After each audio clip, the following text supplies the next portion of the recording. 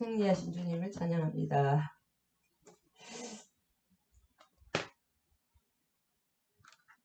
할렐루야. 반갑습니다. 류정수 목사님. 방송이 되네요. 찬양합니다. 오늘은 40장에서 48장 오전과 오후에 나눠서 나누기를 원합니다. 할렐루야. 이사야서 오늘 마무리를 해야 되기 때문에 할렐루야. 자, 미리 몇 가지를 보겠습니다. 할렐루야.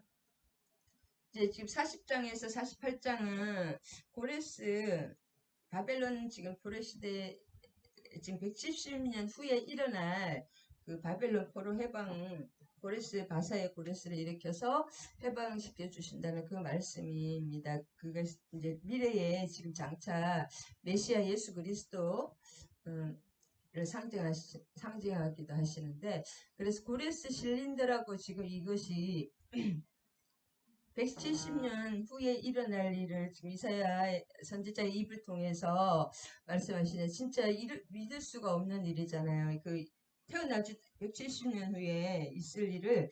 근데 그래서 사람들이 이게 계속 제2이사야 다른 사람이 쓰셨다고 하는데, 실제로 그 영국 대형 박물관에 고레스 실린더가 있습니다. 그래서 고레스 실린더는 가로 세로 10cm, 23cm 이렇게 지금 대형 박물관에 있는 토기인데, 여기에 고레스에 대한 것이 다 쓰여 있습니다. 그래서 고레스가 실제 인물이었고 이스라엘 민족을 해방시켜 주셨다는 말씀이 다 여기 실린더에 쓰여 있는데, 그래서 이사야 44장에 보면 고레스에 대하여 이르기를 그는 나의 목자라 나의 모든 기쁨을 성취하리라 하면서, 예루살렘에 대하여 이르기를 중건되리라 하며, 성전에 대하여 이르기를 기초가 세움이 되리라. 그다음 이사야 45장 1절에서 43장에 보면은 4장 13절인가요?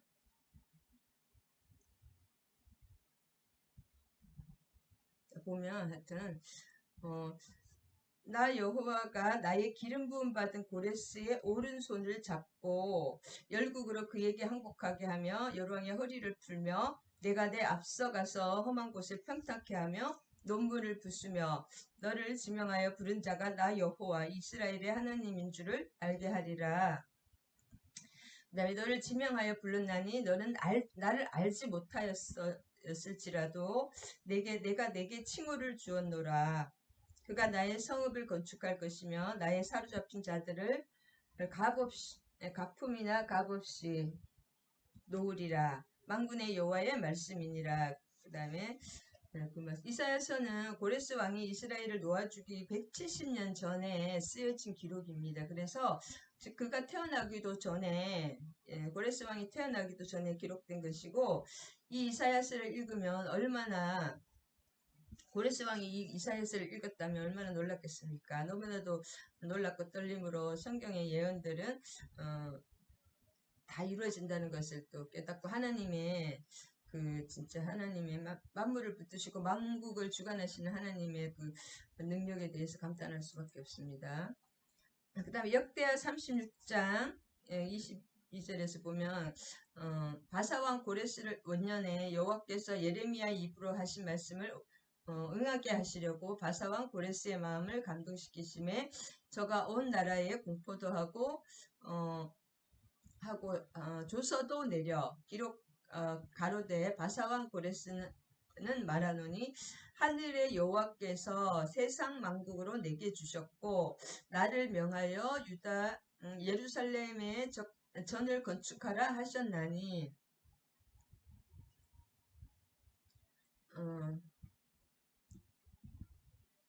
그 말 있습니다. 그 다음에 무릇 나를 명하여 유다 예루살렘을 건축하라 하셨나니, 무릇 그 백성 너희 중에 그 백성된 자는 다 올라갈지어다 너희 하나님 여호와께서 함께 하시기를 원하노라 하셨노라. 역대하 36장 22절에 나오고 굉장히 거슬리네요. 다음에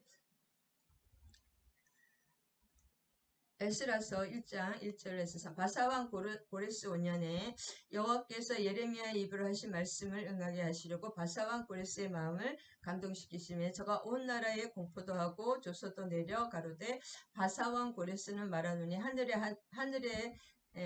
하늘에 신 여호와께서 세상 만국으로 내게 주셨고 나를 명하사 유다 예루살렘의 전을 건축하라 하셨나니 이스라엘의 하나님은 참 신이시라.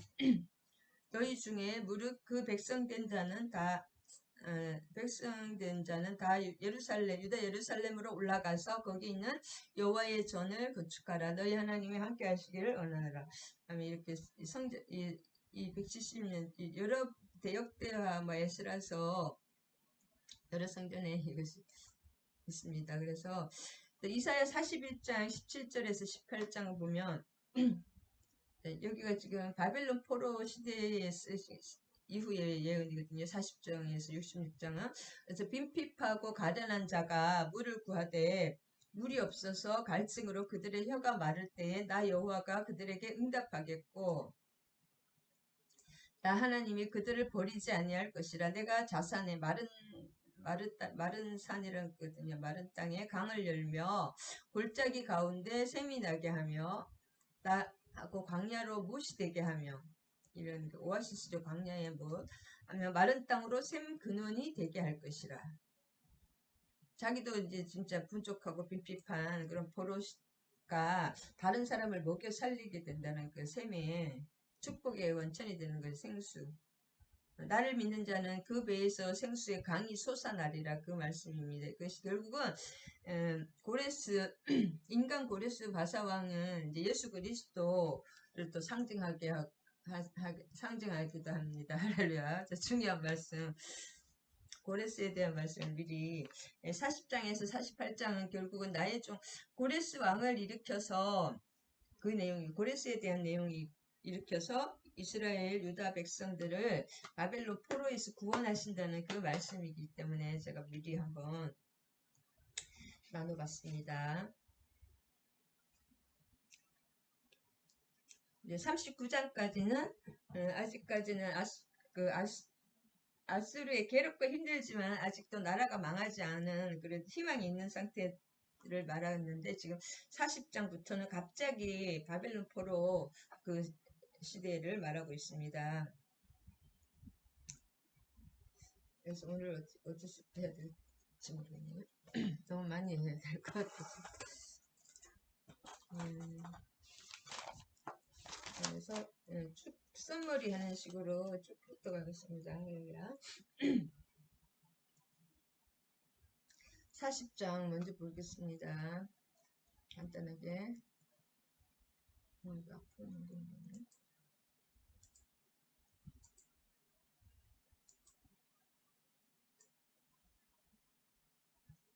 아니 굉장히 나쁘지 안 보여.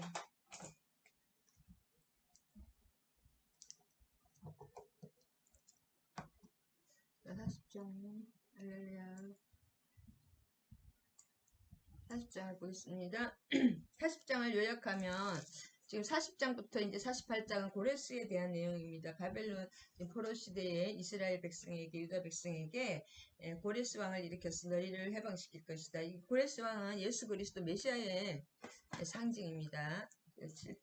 실제로 완전한 그 이루어지는 것은 예수 그리스도 때 메시아를 통하여 이루어지는 하나님 나라의 상징인데 40장을 요약해보면 하나님께서 이스라엘 민족을 바벨론 포로 생활에서 해방시킬 것이라는 지금 포로 상태니까 해방시킬 것이라는 예언이고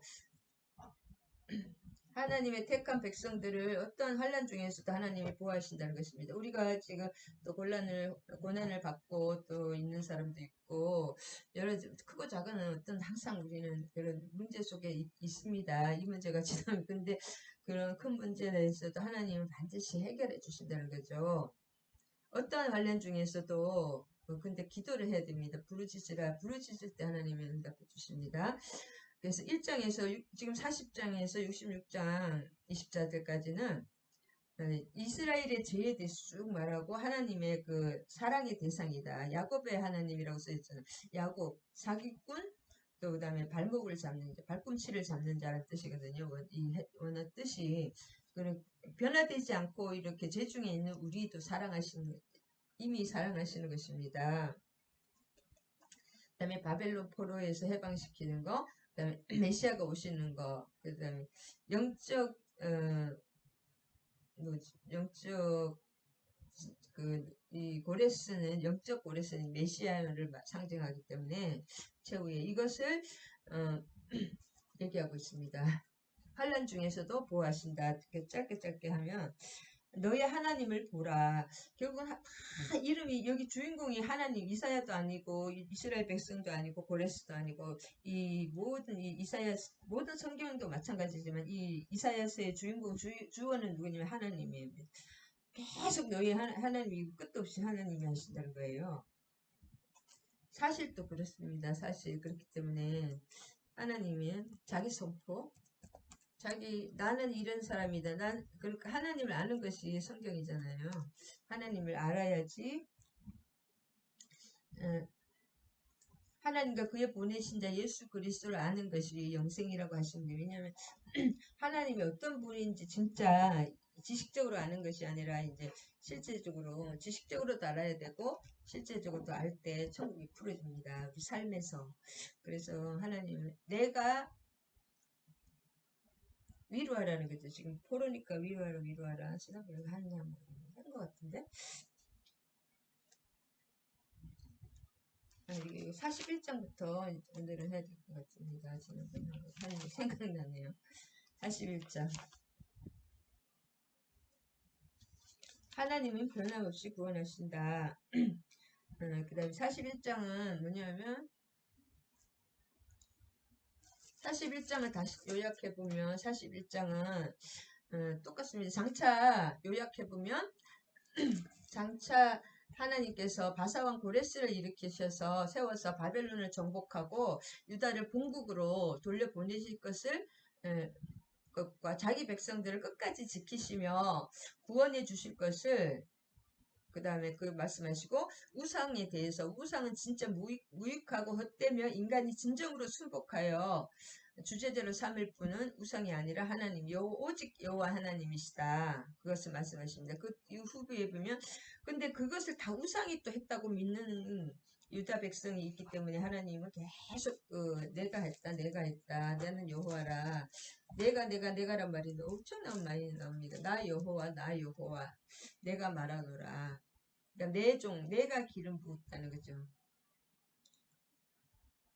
보자면요. 그래서 41장 섬들아 계속 이렇게 나오는데 섬이라는 것은 가장 먼 곳을 상징하기도 하지만 이방 육지를 떠나서 바다를 건너서 또 그러면 섬이잖아요. 섬에서 5대 양 6대 주 이 5대 양도 어떻게 생각하면 6대 주도 다 성이 6대 주가 바다 위에 떠 있기 때문에 어떻게 생각하면 다 섬이기 때문에 열방을 말합니다. 섬들아 먼 나라까지 섬들은 먼 나라를 말하는데 열방도 하나님의 주권 안에 하나님이 친히 다스림의 주관 하나님이 다 다스림 안에 있다는 것입니다. 그리고 열방을 부르시는데 지금 우리가 열방이잖아요. 우리가 이방인 이스라엘이 아니면서 이제 영적 이스라엘이 되었죠. 힘을 새롭게 하라 가까이 오라 그리고 말하라 우리가 서로 재판 자리에 나아가자. 그래서 하나님께서 계속 재판하자는 것이 1장 1장에도 나오는데 하나님은 이 법정 용어를 많이 쓰십니다. 재판하자 땅들아 하나 이제 섬들아 열방 온 나라들아 재판 자리에 가까이나 재판을 정확하게 따져보자는 것입니다.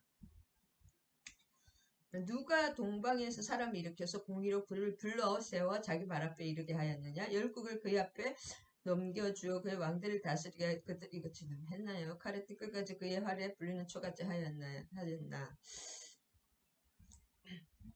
복습이 좋으니까 그냥 해야 되겠습니다. 누가 동방에서 이 사람이 누구냐? 동방의 사람은 누구예요?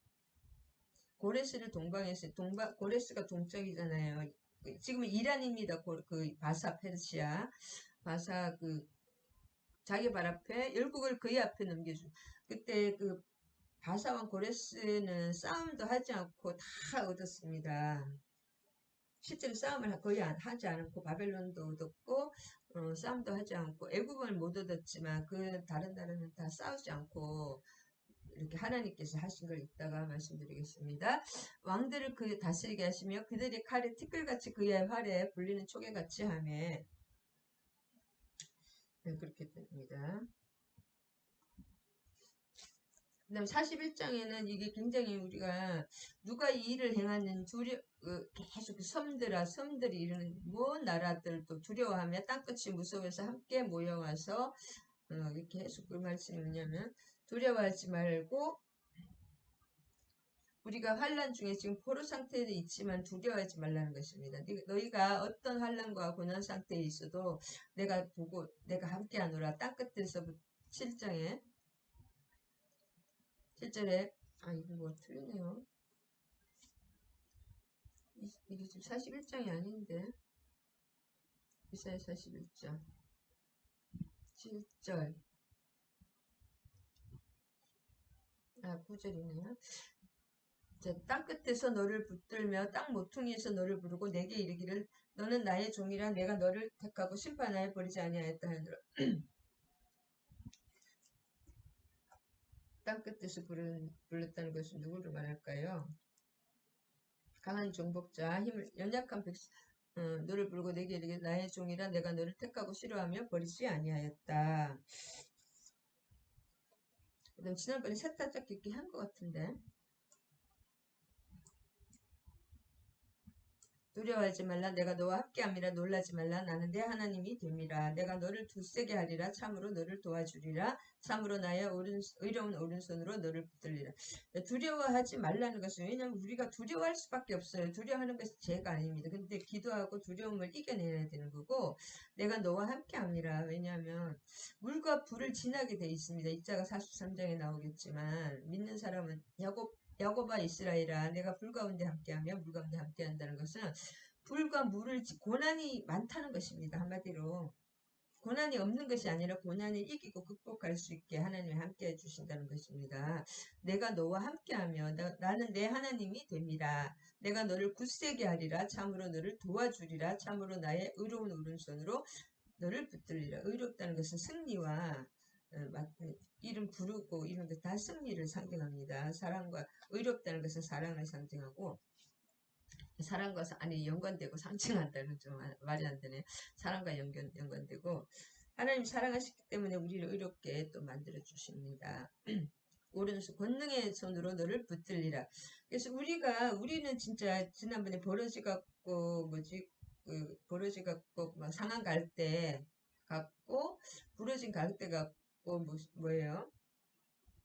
꺼져가는 촛불 같다는 걸 하나님이 죄에 더럽혀져서 꺾여졌다는 것을 아시는 거예요. 그렇지만 우리 그 갈대와 지렁이와 꺼져가는 촛불이 희망이 있는 것이 아니라 그 하나님께서 하시기 때문에 가능하신 우리의 힘으로는 희망이 없지만 하나님께서 하십니다. 전능하시고 창조 주시고 섭리 주시고 심판자 주신 하나님께서 창조자이신 하나님께서 만물을 주관하시고 모든 나라를 역사를 주관하시는 하나님께서 하시기 때문에 우리 인생을 붙들어 주신다는 것입니다.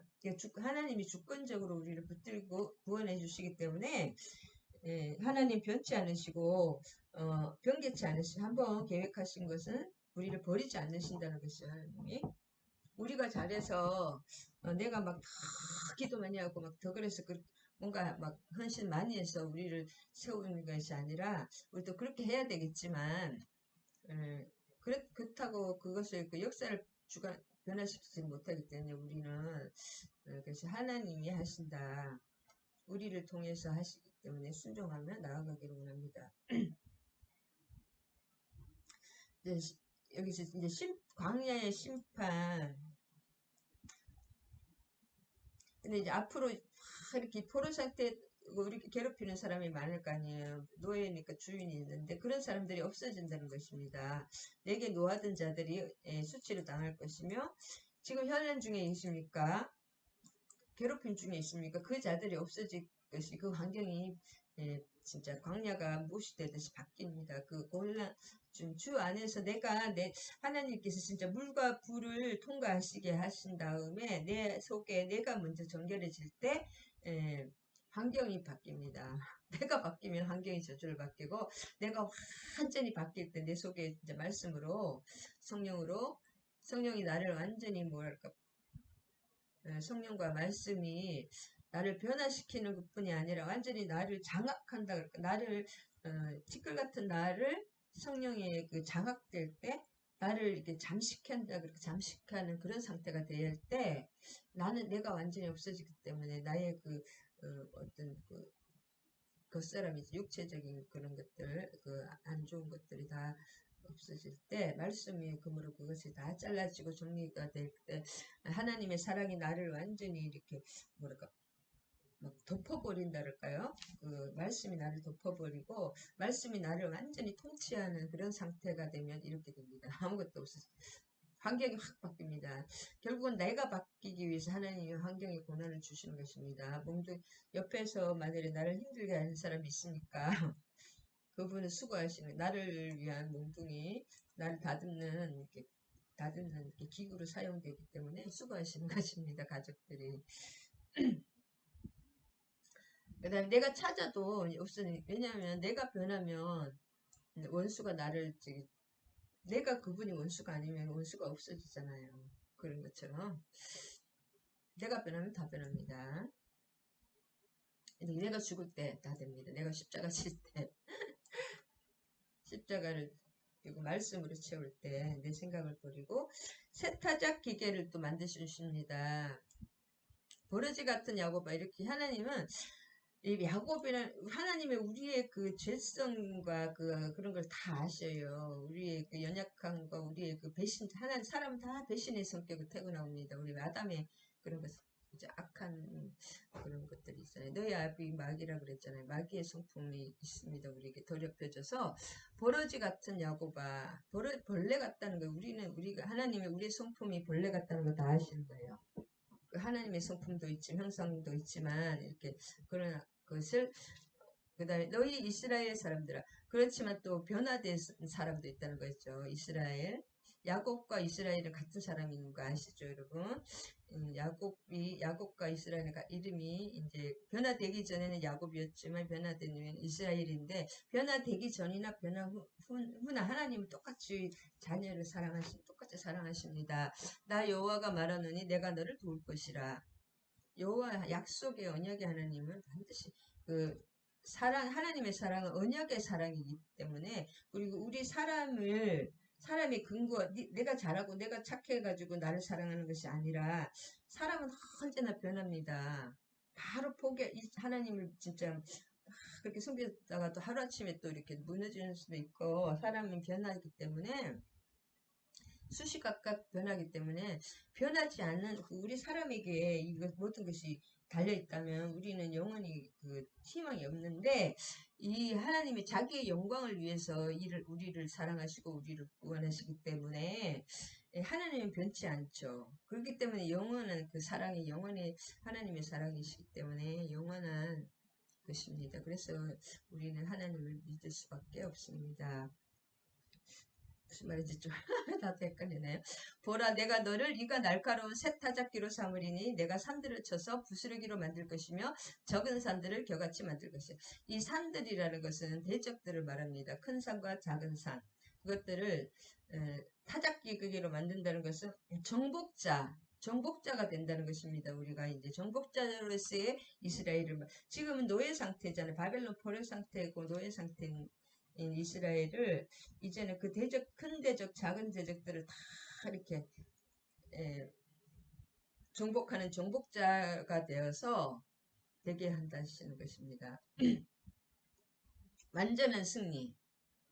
그래서 16절에 보면 지난번에 한 것 같은데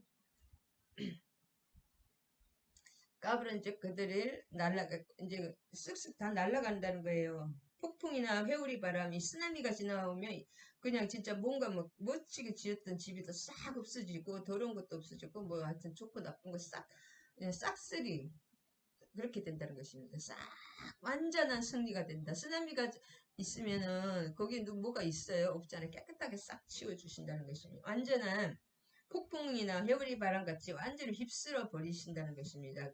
우리의 적들을 그 큰 산과 작은 산이나 이런 것들을. 그 다음에 물은 계속 저도 요새 물에 대해서 논문을 쓰고 있는데 물은 뭐예요? 생명 보존의 수단입니다. 생명 유지가 물이 없으면 생명 유지가 불가능한 상태에 빠졌다.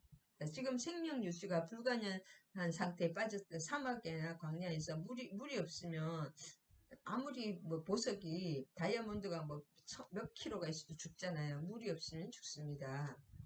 사막의 물은 금보다 비쌀까요? 금이 아무리 쌓여있으면 뭐합니까? 물 없으면 죽는데 이 생명을 유지가 불가능한 상태에서 하나님 생명 주신 하늘의 생명, 영생을 주시고 성령을 주시고 그 하나님이 그 모든 그런 하늘에 하나님 자신을 주시는 것입니다. 물은 하나님 자신과 예수 그리스도 그분 자신을 말하거든요. 왜냐하면 하나님이 생명이기 때문에 영생이죠. 그 말씀을 주시고 그들에게 응답하겠고 나 이스라엘의 하나님이 그들을 버리지 아니할 것이다. 우리는 버러지 같고 상한 갈대 같고 꺼져가는 등불 같다는 거 하나님은 야곱이라는 걸 잘 아셔요. 조금 변화된 이스라엘도 있었지만 그들을 버리지 않으신다는 것입니다. 촛불을 끄지 않고 갈대를 꺾지 않은 갈대 진짜 상한 갈대가 무슨 소용이 있습니까? 근데 하나님이 봐서는 어떻게 생각하면 그런 가치가 없는 우리를 사랑하신다는 것입니다. 자녀이기 때문에. 그 다음에 자산에 헐벗은 산이라 여기 옛날에는 자산이라고 그랬는데 헐벗은 산에 강을 내며 골짜기 가운데 샘이 나게 헐벗고 메마른 곳이라는 벌거숭이 산이 지금 북한이 지금 이 벌거숭이 산이 됐다 그러는데 벌거숭이 메마른 곳이가 희망이 없잖아요. 그럴 때는 거기에 강을 내면은 다 죽었던 것들 풀들이 나무가 살아나고 풀이 생명이 과실을 주렁주렁 열게 됩니다. 이게 강이 있다면. 그 다음에 골짜기 가운데 샘이 나게 하면 쓸모없는 골짜기 가운데 샘이 뭐 사막의 골짜기는 별로 쓸모가 없잖아요. 그런데 오아시스를 주는 거예요. 12오아시스를 준다는 것입니다. 엘림처럼 엘림. 그 다음에 못이 되게 하면 이런 것도 다 갈대가 무성하게 자라나서 왜냐면 이 못이 또 중요한 것은 그냥 강만 주는 게 아니라 그 갈대라든지 나무가 무성하게 자라나서 항상 생수가 비축되어 있기 위해서는 하나님은 이런 못이 필요하고 샘도 필요하지만 또 못을 만든다는 것입니다. 이런 갈대숲 이런 데가 있어야지 그 식물들이 그 생수가 계속 비축되어 있다고 합니다. 그렇게 만드신다. 그 다음에 19. 내가 광야의 백향목과 시집나무와 화석류와 들감남류를 감남류는 올리브유잖아요. 올리브유를 심고 사막에는 잣나무와 소나무와 황량목을 함께 두리니 이 올리브유는 얼마나 귀한 것입니까? 그런 올리브유를 먹으면 젊어진다 하더라고요. 양귀비인가 하루에 2잔씩 올리브유를 마셨다는데 식물의 생장이 불가능한 광야에 온갖 수목이 자라는다는 것이에요. 그래서 광야에 생수를 공급한다는 것은 공급하는 그 이미지는 뭐냐면 저 이거 논문을 쓰고 있는데 그리스도를 연결시키지 않으면 이것이 온전한 이게 우리가 이걸 깨달을 생수 이런 게 생수 광야의 생수를 왜 공급을 하느냐 그것이 그리스도는 뭐야 감람나무를 들감나무 올리브유 기름을 상징 그리스도 기름 부음 받은 자 그리스도를 연결시켜야지 이것이 온전한 말씀이 됩니다. 그래서 말씀은 나에 대해서 말씀하셨다 그러잖아요. 특별히 또 이 40장에서 66장까지는 메시아 예수 그리스도를 의미합니다. 고레스도 그렇고 다. 이 완전한 이런 진짜 생수는 예수 그리스도시니까 나를 믿는 자에는 그 배에서 생수의 강이 솟아나리라 그 말이 연결됩니다. 이런 것들이 지금 이런 것들은 뭐예요? 메시아가 오시면 완전히 내가 예수를 믿으면 내 속에서 생수의 강이 솟아나는 거예요. 이것은 뭐냐면 하늘의 이 땅에 있지만 내 심령은 하늘과 연결되어 있다는 것입니다. 하늘의 생수. 그러면 뭐냐면 계시록 22장에 21장인가 22장에 그거 22장 1절에 생수 생명수 강가에서 12실과가 열리고 생명나무가 주렁주렁 열려있고 달마다 12실과가 열리는 거 그것과 다 연결됩니다. 굉장히 가렵네요. 좀.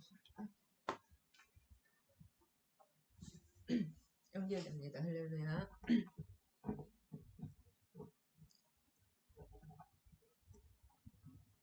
그래서 이사야서가 굉장히 계속 이게 뭐랄까 갑자기 시간도 뛰고 계속 대상이 바뀌고 하기 때문에 참 어려운 것이 이사야서니까 가장 또 은혜로운 것이 또 이사야서입니다.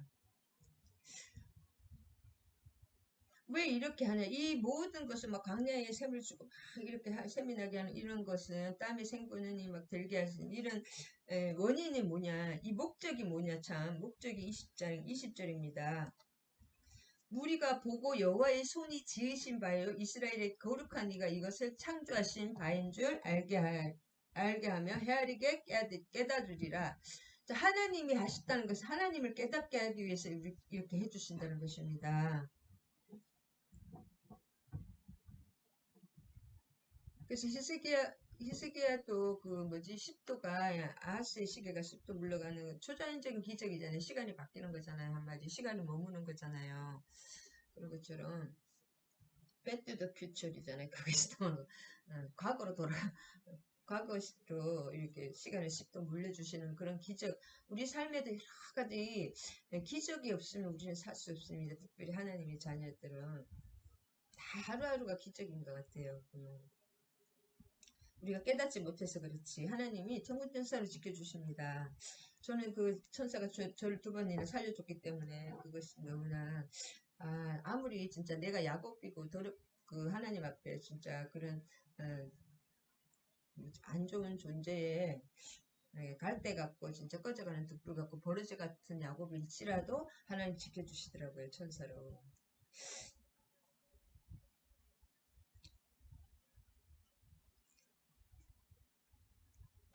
그리고 아까 여기서 섬들아 요하고 지나가겠습니다. 섬들아 여기 이 당시 바다를 끼고 있는 나라가는 블레셋, 페니키아, 그 다음에 세계 모든 민족들은 바다를 다 끼고 있잖아요.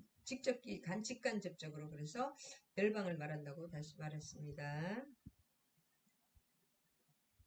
그래서 다음 장 42장입니다. 메시아를 소개해 누구를 통하여 이런 일을 하나 메시아 하나님의 신을 받은 자. 자 42장을 요약하면 이제 이사야서는 전체적인 맥 잡는 게 중요한데 이거 그렇지 않으면 굉장히 헷갈려. 시간도 도약이 심하고 중간중간 계속 바뀌기 때문에 자 42장을 요약하면 메시아가 어떤 분인가 주의 종 메시아에 대해서 말하는데 어떤 분인가 구원의 약속 새 노래로 찬송하라 막 그런 내용인데 소개입니다. 장차 그분이 도래하실 때에는 하나님의 택한 백성이 거둘 그 제약 세력에 대한 최후 승리, 죄악에 대한 승리, 그런 그것을 예고하고 있고, 그럼에도 불구하고 끝까지 해결치 않고 폐역을 일삼는 자들에 대한 하나님의 경고와 탄식으로 심판이 끝까지 폐역한 사람은 심판당할 수밖에 없죠. 그런 것을 경고와 탄식 그것으로 끝나는 것입니다. 1절에서 4절까지는 이스라엘을 사랑과 공의로 다스리실 여호와의 종에 대한 예언이고 이 종은 신약 시대에 의해서 그리스도로 예언됩니다. 신약이 없을 이 당시 구약에서 아니면 신약 성경에서 디모데전서에서 모든 성경에 대한 내용은 다 구약에 대한 내용입니다. 신약에서 말하는 모든 성경이라는 말은 다 구약을 말합니다. 그 당시는 신약이 없었기 때문에 신약 시대에는 내가 붙드는 나의 종 내 마음에 기뻐하는 자 내가 택한 사람을 보라 내가 나의 영을 그에게 주었은즉 그가 이방에 정의를 베풀어요. 실제로는 고레스를 상징하는데 고레스는 예수 그리스도 메시아를 또 뭐랄까 예표하게 합니다.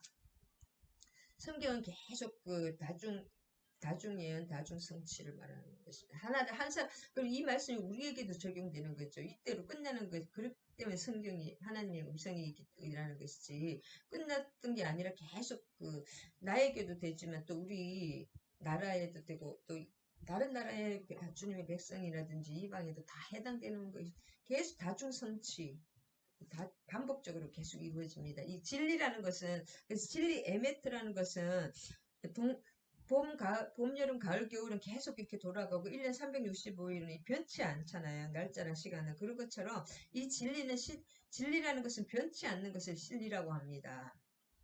그때나 옛날 어제도 계셨고 이제도 계시고 전에도 계시고 장차 오실 예수님은 항상 똑같다는 거예요. 과거, 현재, 미래. 하나님이 시간이 없고 현재의 하나님이십니다. 그는 외치지 아니하면 목소리를 높이지 아니면 그 소리를 거리에 들리지. 이것이 지금 고레스 왕은 뭐예요? 막 소리를 지르고 싸움을 해야 되는데 막 이렇게 하는데 이 장차 오실 때는 소리도 없이 조용하게 그냥 숨은 듯이 그렇게 해야 한다. 이해가 안 되잖아요. 우리를 구하려면 막 뭔가 거창하게 해야 되는데 상한 갈대를 꺾지 아니하며 아니 연약한 사람들을 죽여야지 왕이 되잖아요. 이 나라 지금 고대 왕들은 약한 자를 막 어떻게 해야지 자기가 그 부를 다 가지고 오는데 그래서 참 이걸 보면 서양이라든지 외국 우리나라를 빼고 동양 몇 나라를 우리나라는 지금 세계 몇 대 10위국 안에 들어가잖아요. 12대 강국 경제 규모가 그런데 이 작은 나라에서 서양이라든지 이런 나라들 역사를 보면 다른 나라에서 전쟁을 해서 다 보물을 뺏어오고 돈을 뺏고 사람들의 착취하고 인력으로 계속 만든 건데 다른 사람을 노예로 부리고 자기 나라에서 이용하고 이렇게 해서 부자가 된 나라거든요. 미국만 해도 다른 나라를 자꾸 이렇게 하나님 이렇게 나라는 원래 조그맣는데 계속 이렇게 뭐 사고 막 그렇게 했잖아요. 그런데 우리나라는 그냥 다른 나라를 침략을 받으면서 이렇게 스스로 그냥 아무 전쟁도 없이 부자가 된 나라는 우리나라가 유일하다고 합니다. 그 기적이라고 합니다. 기적. 상한 갈대를 꺾어야 되잖아요. 약한 나라를 꺾어야 되는데 이 메시아는 상한 갈대 진짜 꺼져간 형편없는 그 등불을 끄지 아니하고 불쌍하게 여기는 사랑의 하나님이시라는 것입니다. 사랑의 메시아. 그는 쇠하지 아니하며 악담하지 아니하고 세상에 정의를 세우기에 이르니니 섬들이 그 교훈을 앙망하리라. 섬들이 온 열방이 그 말씀을 지금 우리 온 열방이 하나님 예수 그리스도의 말씀, 복음의 말씀을 앙망하잖아요. 위로 막 이렇게 바라보고 존경한다 그럴까요? 앙망한다. 그 말씀입니다. 세속 정복자와 예수 메시아는 상한 갈대와 꺼져가는 등불을 다시 한번 말씀, 죄악에 빠져서 거의 진리를 볼 수 없게 된 무력한 자들, 그런 걸 말합니다.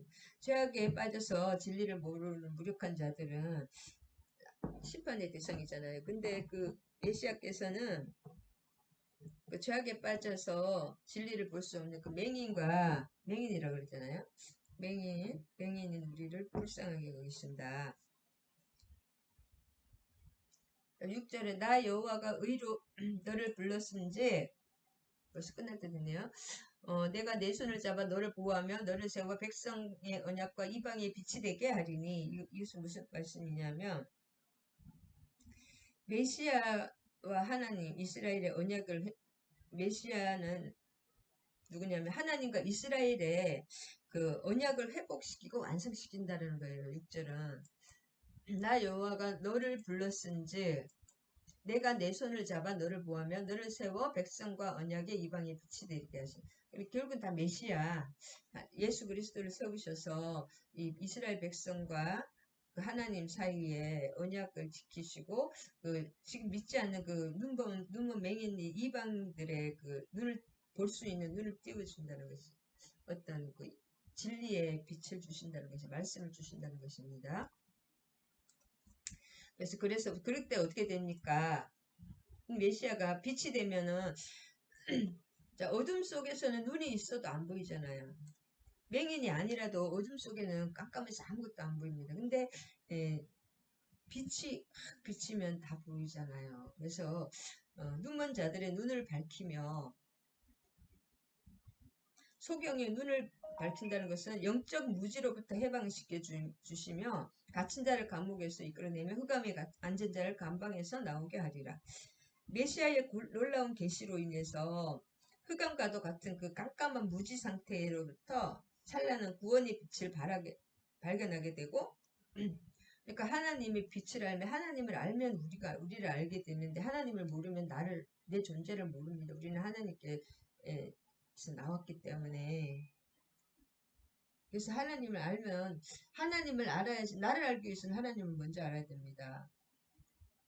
그래서 하나님을 모르는 사람은 사람이 뭔지도 몰라요.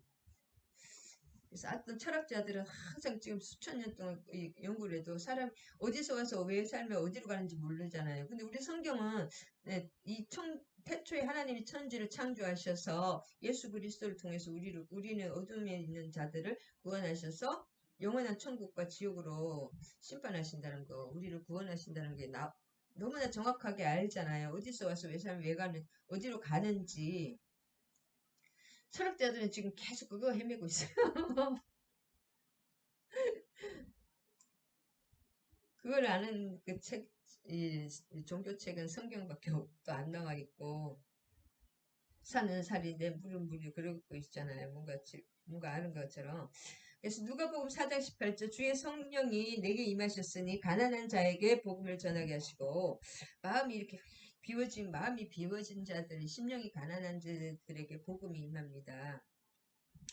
전하시려고 내게 기름을 부으시고 나를 보내사 포르던 자에게 자유를 눈먼 자에게 다시 보게 함을 전파하며 눌린 자를 자유케 하고 이거하고 똑같은 말입니다. 눈먼 자들의 눈을 밝히며 갇힌 자들을 감보게 하며 영적 무지로부터 해방시켜주고 영적 무지로부터 이 흑암과도 같은 그런 우리 무지와 우리의 상태로부터 뭔가 알게 하는 거예요. 하나님을 알게 하고 나는 하나님의 자녀라 예수 그리스도를 알게 하면서 천국을 알게 하고 지옥을 알게 합니다. 우리의 갈 바를 알게 해주십니다. 말씀으로 주의 말씀 내 발의 등이요 내 길에 빛이니이다. 그래서 하나님을 항상 기도할 때 하나님의 말씀을 묵상하면서 주기도문 참 좋습니다. 주기도문으로 묵상하고 주기도문으로 기도를 계속하는 게 참 일반 기도도 하고 뭐 딱히 기도할 때 없더니 하나님 예수 그리스도 왜냐면 하늘에 계신 하나님께서 하신 기도기 때문에 주기도문 예수님이 하시는 기도잖아요. 하늘에 계신 우리 아버지요. 이름을 그렇게 우리 신아들은 예수님이잖아요. 우리 양자고 그렇기 때문에 그 기도를 또 하면 하나님과 연결되고 예수님의 영이 계속 우리 기름 부음이 옵니다. 주기도문이 참 제일 그 기도가 이 가슴에 내려가면 다른 기도가 별로 필요 없는 것 같아요. 주기도문과 하나님의 영광 다 나옵니다. 하나님의 이름. 우리를 죄에서 구원해주고 영육 간의 양식을 구하고 또 용서치 않으면 하나님과의 관계가 끊어지고 기도가 응답되기 때문에 반드시 용서한다는 거. 그 다음에 사도신경도 성경의 모든 내용이 다 나옵니다. 사도신경과 주기도문이 참 그것을 계속 묵상하는 게 참 좋을 것 같아요. 특별하게 또 기도하실 거나 하고 하늘에 계신 우리 아버지 이름 그거만 계속 해도 저는 참 은혜가 되더라고요. 나는 여호와이니 이는 내 이름이라. 우리는 그 이름 안에 있기 때문에 여호와 스스로 있는 자가 이제 있잖아요. 스스로 나는 이제라도 새 일을 알리노니 그 일이 시작되기 전에라도 너희에게 그러니까 하나님은 이 시작과 끝을 다 아시는 거예요. 알파와 오메가 시작과 끝이 하나님이 한눈에 보고 계십니다.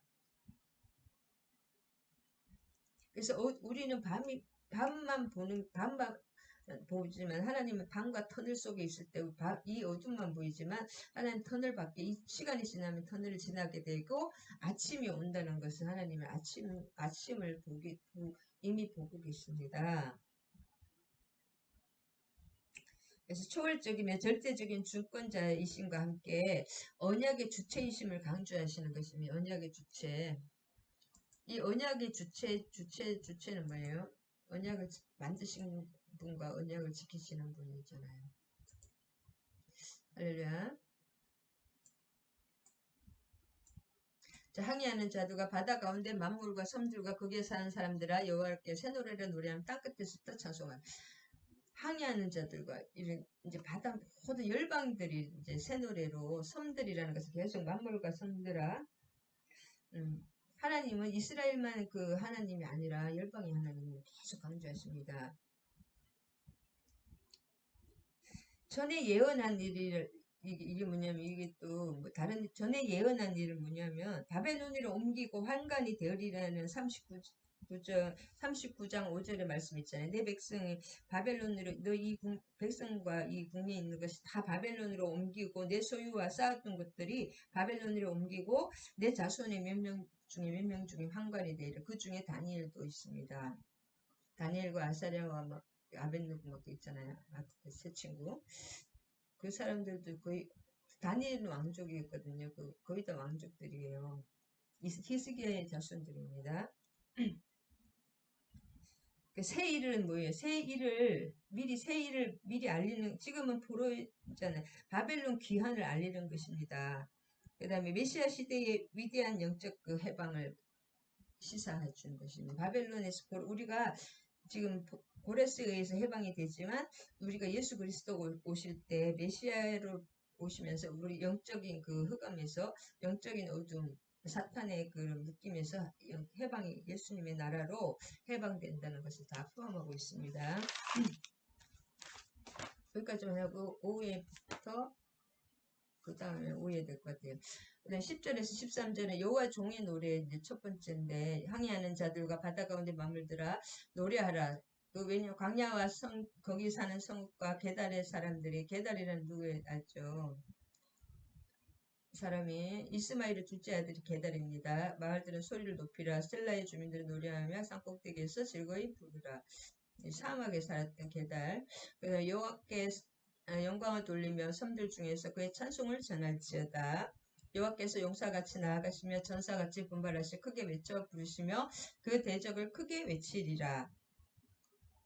섬들이라는 것은 계속 그 섬들이는 온 열방을 가리킵니다. 온 세계의 섬들. 이스라엘 입장에서는 다 섬이잖아요. 먼 나라. 바다를 지나서 있는 육지들은 다 섬이니까. 그 다음에 13절에 보면 여호와께서 용사같이 나가서 전사같이 분발하시며 크게 부르시며 그 대적을 크게 치시로다. 그리스도의 죽음으로 인해서 이렇게 되는 것입니다. 그리스도의 대적을 친다는 것은 결국 뭐예요? 십자가에 죽는다는 거예요. 할렐루야. 우리가 봐서 대적을 죽인다는 그 사람 칼로 십자가로 달아야 되잖아요. 근데 예수님 자기가 십자가에 달리는 것입니다. 이 참 기독교는 아이러니합니다. 내가 부자가 되기 위해서는 다른 사람을 섬겨야 되고 이 세상에 막 손으로 막 끌어당겨서 남의 걸 뺏어서 부자가 되라고 하는데 하나님은 심을 때 부자가 되고 주라 그리하면 후일에 넘치도록 안겨주리라.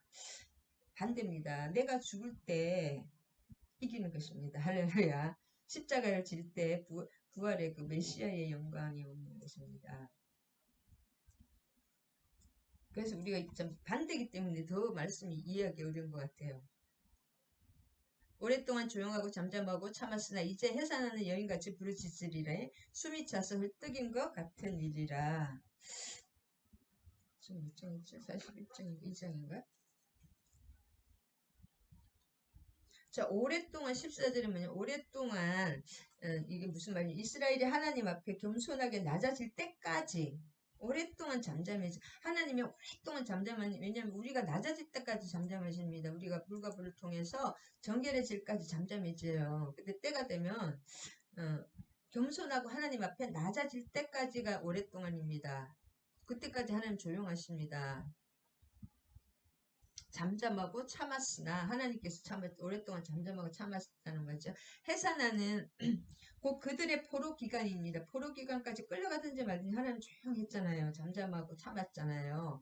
근데 하나님께서 막 해산하는 여인이 막 소리 지르고 이렇게 하시는 임산부가 산통이 있기 전에는 잠잠하잖아요.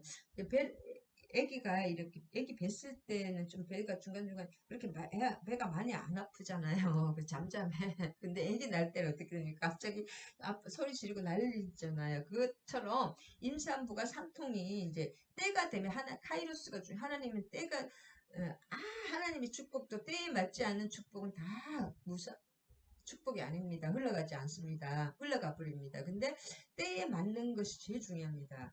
하나님 진짜 이른 비와 늦은 비를 주시는 그 때에 맞지 않게 봄에 막 소나기를 주시고 이게 때에 안 맞으면 오히려 곡식에 방해가 되잖아요. 그런 것처럼 하나님의 응답이나 하나님의 일은 그 카이로스 하나님의 시간에 맞지 않으면 하나님 그래서 응답을 미루시는 것입니다. 가장 좋은 때에 주시는 것입니다.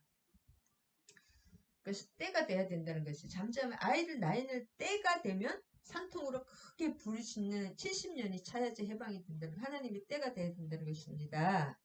이처럼 하나님이 이스라엘의 구원을 위해서 크게 역사하는 시점이 있다는 것을 의미합니다. 그래서 우리에게도 하나님이 오랫동안 조용하고 잠잠하고 참아 그 포로를 되는 진짜 하나님 살아계시나 그럴 때가 있어요. 그렇지만 그 10개월이 되면 70년이 10개월이 되면 아이는 임산부는 이제 난리가 납니다. 10개월이 되면 아이가 나오면 임산부가 가만히 있습니까? 소리치는 것이 하나님이 막 이렇게 어, 아기가 나올 때면 안 하려고 해도 안 되는 거예요. 그냥 조용하게 애 낳는 사람이 맞습니까? 소리 지르려고 지르는 게 아니라 때가 되면 자연히 하나님이 이렇게 되신다. 그다음에 내가 산들과 언들을 황폐하게 하며 그 모든 초록을 마르게 하며 강들이 썸이 되게 하며 묻들을 마르게 할 것이며 하나님이 심판하신다는 것입니다. 그다음에 16절 맹인이라는 것은 뭐냐? 맹인들이 그들이 알지 못하는 길로 이끈다는 것이 뭐냐면 알지 못하는 지름길로 인도하며 암흑이 그 앞에서 광명이 되게 하며 구분대를 곱게 하며 내가 이를 향하여 그들을 버리지 않냐. 이것은 뭐냐면 맹인이라는 것은 이스라엘을 말하는 것입니다. 이스라엘 19절과 20절에도 계속 나오죠. 맹인이 20절에도 맹인이 누구냐? 맹인이 19절에도 자 맹인이 누구냐? 내 종이 아니냐? 20절에 내가 많은 것을 볼지라도 유의하지 않 길을 열려 있으라 듣지 않냐? 이 맹인이라는 것이 맹인과 봉해리가 우리입니다. 영적 맹인과 영적 봉해리. 죄로 말미암아서 맹인이 된 죄가 우리 눈을 가리고 있습니다. 제가 맹인이 된 이스라엘은 여호와의 간섭하심으로 13절과 15절에 바벨론 포로에서 해방된다. 맹인이 이게 이 죄를 빼줘 누가 이걸 검은 안경을 쓰고 아니면 눈이 이렇게 뭐 잔뜩 죄로 덮어 쓰놓으면 그걸 떼줘야 돼 보입니다. 스스로 못 뗍니다. 있는 것도 모르는데. 그래서 바벨론 포로에서 해방된다는 것입니다. 그 어둠의 그 세상의 어둠에서 해방시키는 것이 바벨론 포로에서 해방되는 것입니다. 우리가 죄의 노예와 죄와 허물의 노예가 되어 있을 때는 그 악한 영에 바벨론에 막 노래 생활을 해야 됩니다. 진짜 최악의 고난을 받지만 이제 때가 되면 내가 어느 정도 물과 불을 통과하고 이게 진짜 하나님의 때가 되면 70년이 완전수잖아요. 7 곱하기 10. 완전수의 완전수가 되면, 완전한 때가 되면 해방이 됩니다. 메시아가 고레스가 해방시키신다. 고레스를 세워서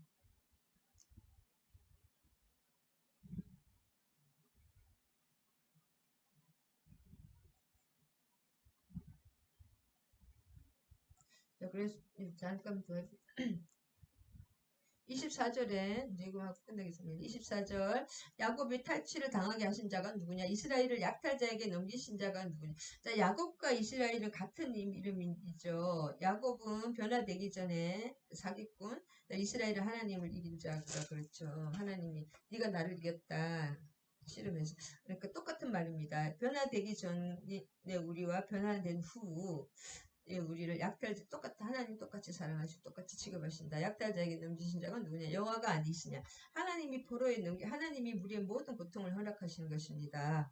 우리를 위하여 우리가 그에게 범죄하였도다. 그들이 그의 길로 다니기를 원하지 아니하며 그의 교훈을 순종하지 아니하여 하나님을 깨닫게 하는 것이죠. 하나님께 기도하게 하시고 우리의 허물을 보고 하나님을 바라보게 제 자리로 돌아오게 하시는 거예요. 결국은 물과 불을 통해서 정결하게 하신다.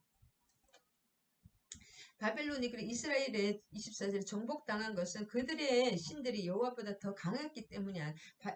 옛날에 고대는 신들의 전쟁이잖아요. 바벨론 신 마르둑이 더 이스라엘 신보다 강해서가 아니라 계속 그 성경이 강해서 때문이 아닙니다. 그래서 이스라엘 하나님이 받은 사명을 수행치 못했기 때문에 이스라엘이 하나님께 받은 사명을 수행치 못했기 때문에 하나님 그들의 약탈자에게 넘기시어 형벌을 그들이 먼저 하나님을 버렸어요. 그리고 얼마나 수많은 선지자가 이를 망한다. 요번에 이런 얘기했던 박근혜 대통령도 탄핵되는 그 날까지도 그 청와대 안에서는 자기가 모든 사람이 탄핵된다는 걸 아무도 몰랐대요. 박근혜 대통령뿐이 아니라 그 밑에 있는 다 수행원들이나 비서들이 각하 하면서 자기들만이 그렇게 된다는 것입니다. 그걸 깨닫지를 못한 지금도 마찬가지인 것 같아요. 눈이 어두워 덮어 씌우면 지금 국민의당도 다 그런 것 같아요. 하여튼 저부터 안 보입니다. 이게 참 이게 보일 것 같아도 안 보입니다. 그래서 환경에서 나를 뭐 진짜 껄쩍지근한 노래 그건 내 모습입니다. 내 모습. 저도 지금 많은 해결을 하고 있는데 여호와께서 맹렬한 진도와 전쟁의 위력을 이스라엘에게 쏟아부으시며 그 사방에서 불타오르나 깨닫지 못하면 몸이 타나 마음에 두지 아니하시는 하나님이 그렇게 하시는 것입니다. 형벌을 가시고 우리 환경에 진짜 힘든 것이 있으니까 하나님이 내 모습을 보여주시는 것입니다. 환경에 통하여 아멘. 우리를 축복하시 깨끗한 그릇으로 하나님과 영원히 함께 하시기 위해서 물과 불을 통하게 하신다. 반드시. 근데 임마누엘로 걷기에 물과 불에 함께 하신다. 아멘. 오후에는 그 43절부터 나누겠습니다. 할렐루야. 하나님 감사합니다. 또 하나님께서 갈 때 꺼져가는 등불과 그 구부러진 갈대 같은 또 버러지 같은 우리 야곱과 버러지 같은 우리에게 우리가 잘나서 뭔가 우리의 능력이 있어서 우리를 구원하시는 것이 아니라 맹인과 죄악으로 덮여진 우리의 눈과 죄악으로 덮여진 우리의 심령을 주님의 주님의 물 보혈로 깨끗이 예수 그리스도께서 흘리신 보혈로 우리의 심령을 씻어주시고 우리의 눈을 밝혀주시고 그 밝은 복음의 말씀으로 하나님을 알게 하시고 예수 그리스도를 알게 하시고 우리 환경을 깨닫게 하시고 하나님 앞에서 나를 깨닫게 하시고 내 모습을 보게 하시고 불과 물을 통해서 정결하게 하시고 성화시키시고 영화시켜 주시는 그 하나님의 놀라운 계획 안에 하나님과 영원히 영생 복락을 누리기 위해서 우리를 훈련하시고 이끌어가시고 축복해 주시고 뜻대로 또 위로해 주시는 예수 그리스도 여호와 하나님을 찬양합니다. 모든 말씀 우리 주 예수 그리스도를 이름 받들어 기도드립니다. 아멘 아멘. 아까 저걸 안 했네요. 하도 신경을 안 했네요. 네, 이제 주기도 먹는 것 축도하심으로 마무리하겠습니다. 하늘에 계신 우리 아버지여 이름이 거룩히 여김을 받으시오며 나라가 임하시오며 뜻이 하늘에서 이루어진 것 같이 땅에서도 이루어지이다. 오늘 우리에게 일용할 양식을 주시옵고 우리가 우리에게 죄지은 자를 사하여 준 것 같이 우리 죄를 사하여 주시옵고 우리를 시험에 들게 하지 마시옵고 다만 악에서 구하시옵소서. 나라와 권세와 영광이 아버지께 영원히 있사옵나이다. 아멘. 이제는 우리 주 예수 그리스도의 한량한 은혜와 하나님 아버지의 흑진하신 사랑과 성령님 감화교통 사랑의 강력한 역사하심이 함께 하시는 우리 지체들과 그들의 가정과 종소의 목사와 그의 가정과 이 나라의 이민족 위에 이제로부터 영원히 함께 하실 것을 축원하옵나이다. 아멘. 할렐루야. 사랑하고 축복합니다.